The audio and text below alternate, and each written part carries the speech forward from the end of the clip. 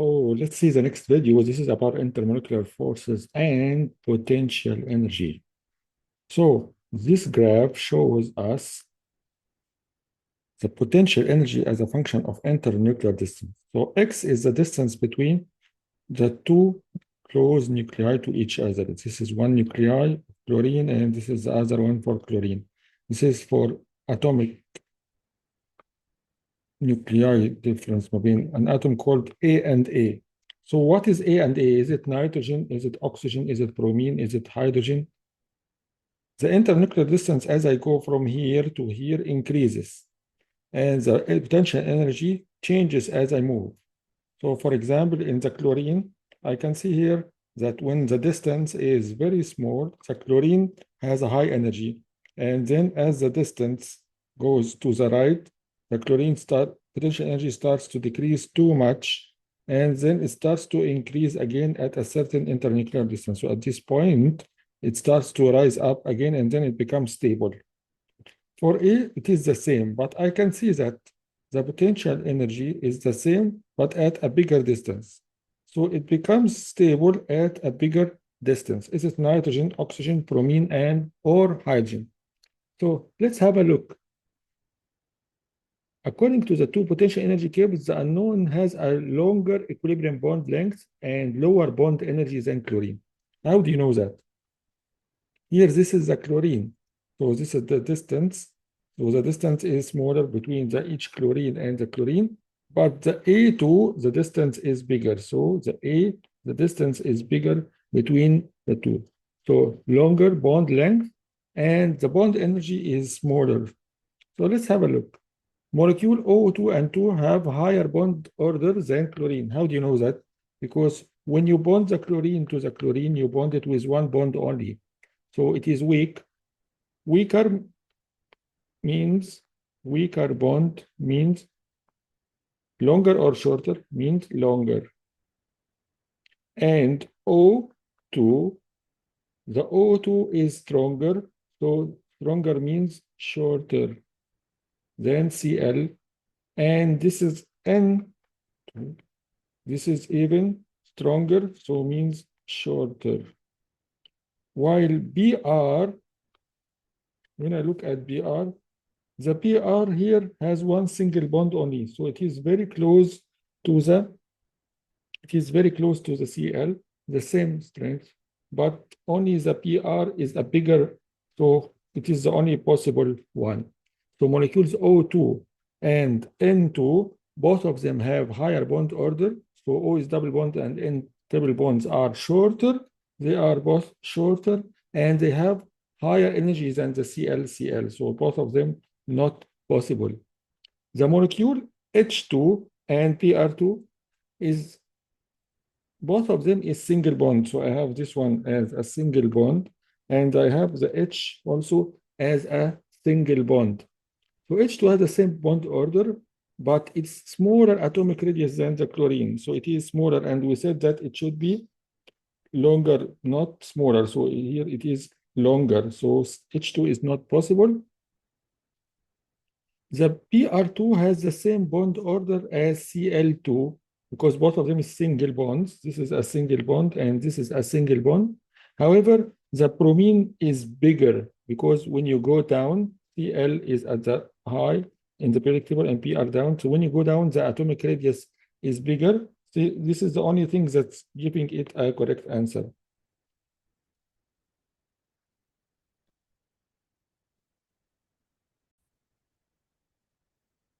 What are things that I need to learn from here? The higher bond order means like double or triple, means shorter. It's like a ruler. When you have a ruler, if the ruler is tall, you can break it easily, but if it is short, you can break it difficultly. So the higher bond order means stronger bond, and higher bond energy means shorter length.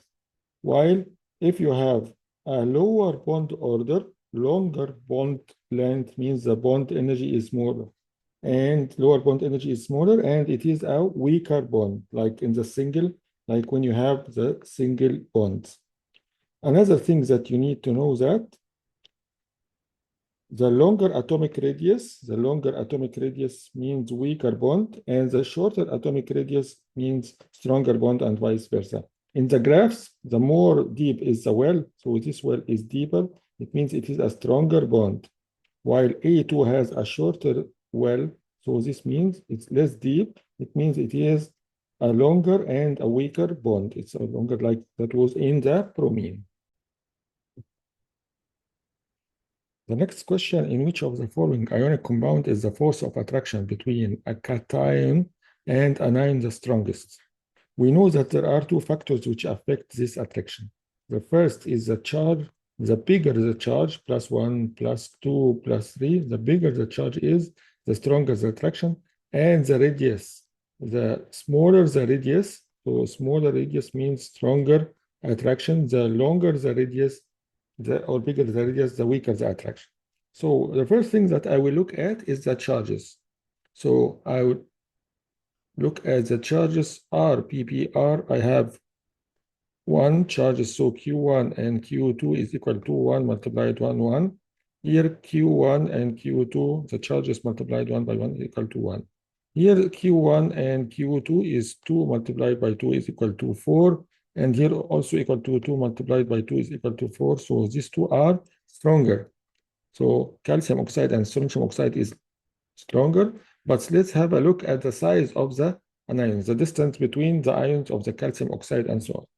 Let's have a look. I have in the group 2, so I have in group 2, this is the calcium. And then I have strontium down here. And then I have, let me have a look at the periodic table also, calcium and strontium. And I have rubidium and cesium. Cesium and rubidium. So I know that the smallest of them is the calcium, and the strontium is smaller, then cesium is bigger, and rubidium is bigger.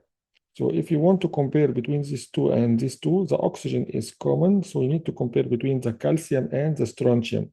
I can see the calcium is up, so it is smaller size, so it is stronger attraction than the rubidium. So calcium has stronger attraction than rubidium. That's why calcium is the strongest. So my choice will be calcium oxide. This is the correct choice. This is the correct choice. Why is that, Mr. Again? So calcium is stronger than strontium because the size of the ion is smaller than the strontium. And at the same time, the charge is bigger here. So you don't choose from this one or from this one. The charge is 1. You choose from these two, and I choose this one because it is stronger, because the size of the calcium ion is smaller than the size of the strontium ion compared with the oxygen is fixed in both of them. So how can I learn, or what can I learn fast from here? The F, or the forces of attraction, is directly proportional to the charges of the two ions and inversely proportional to the internuclear distance, which depends on the ionic radii, the radius of this one and the radius of this one, of the two ions. How big is the radius will depend the distance between the two nuclei of the ions. So if this one is big and this one is small, sorry, I should not do it with sharing, it should be only do it again. So if this one is small and this one is big, so the distance will be like that. Well, if this one is a little bit smaller or even bigger, the size will be, the distance will be bigger, and so on. So the trend for cation size, as you go down, it will become larger. So for example, I have calcium, I have strontium. So as you go down, the size becomes bigger. The smaller the radius, the stronger the attraction, and vice versa. In the next question, the energy required to separate the ions in CSF crystal lattice, so it's between the cesium and the fluorine, into individual CS and F ions, is known as the lattice energy of the CSF. So I need to break the bonds. I need to break this energy, lattice energy. The lattice energy of CSF is smaller than the lattice energy of the compound KF. So if I compare CSF and KF, we make the K a little bit smaller than the CS. And I will see that the CSF is 759 kilojoules. If you want to break 1 mole of CSF, while it is bigger 829 if it is for 1 mole of Kf. Which of the following best explains why the lattice energy of CSF is smaller than the lattice energy of Kf? Let's see the options. Is it because the lattice energy? Is it because the cesium has smaller first ionization energy than the potassium, so less energy is required to form the CS ions than to form the K plus ions? First ionization energy, I know that as I go down, the ionization energy is going to decrease in the cesium. So in the periodic table, potassium is here and cesium is down here. So is it, as I go down, the ionization energy is smaller? The lattice energy depends on the lattice energy. I know that the lattice energy depends on the force of attraction between the cations and anions. Q1 and Q2 charges on the ions, so the Q1 and the Q2 charges on the Q1 and Q2 charges are the same. So if here is +1, -1, and here +1, -1, so no changes in the charges. The change is going to depend on the radius. So I have F and F the same, but CS and K is different. So I know that K, as you go down, the size becomes bigger. So when the size becomes bigger, the bond becomes weaker. That's why it's only 759, while this one is stronger because it is smaller. That's why it's 829. This is the correct explanation. Where can you see this explanation? The calcium, I will see the cesium has a larger, so the cesium has a larger radius than potassium, so the distance between cation and anion is greater than in the CSF, than in the KF. Why are the others not correct? The CS has a larger ionic radius, has a smaller first ionization energy. It doesn't have anything to do. The cesium and the fluorine have a greater electron difference, has nothing to do. CS contains more electrons than potassium, so the valency are more shaded from the nucleus than the valency, and this is also wrong. So only the correct answer is the last one.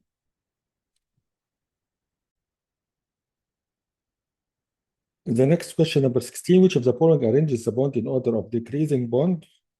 So let's see if there is single bonds and double bonds. You need to decreasing, so we need the strongest to be at the beginning.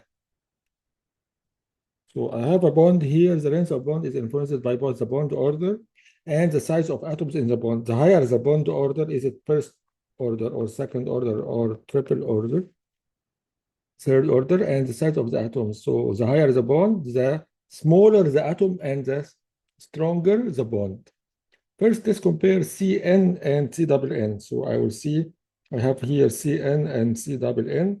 Of course, I have this first order and this second order. So this is higher bond order, and it will be shorter. So it will be shorter. So I see that the order of decreasing bond length. Which one is the shortest here? The strongest and the shortest one is the C double bond N. So this will be at the end. So this is going to be at the end. Both is correct here and here. And then I have to compare the other two, the CP and the CN. Both of them is the first order. Both of them are weak and long ones. What about the phosphorus and the nitrogen radius? I know that the nitrogen is here at the top and phosphorus is down, so phosphorus is bigger and nitrogen is smaller, so phosphorus is weaker and taller. So this means that the nitrogen is the smallest one. No, the phosphorus is the, so let's have a look again. The CN and CP, they have the same bond order, but different types of atoms according to the periodic length. The phosphorus is bigger, larger atomic radius, and you want it to be decreasing bond length. So this is the biggest one, the CP, then the CN. So this is bigger, and so CP is bigger than CN. So the correct answer is the first one. Why I did not choose this one? Because CN, if it is bigger than CP, means that the atom is bigger, but the atom of nitrogen is smaller than P, because when you go down when you go down the group, the size becomes bigger.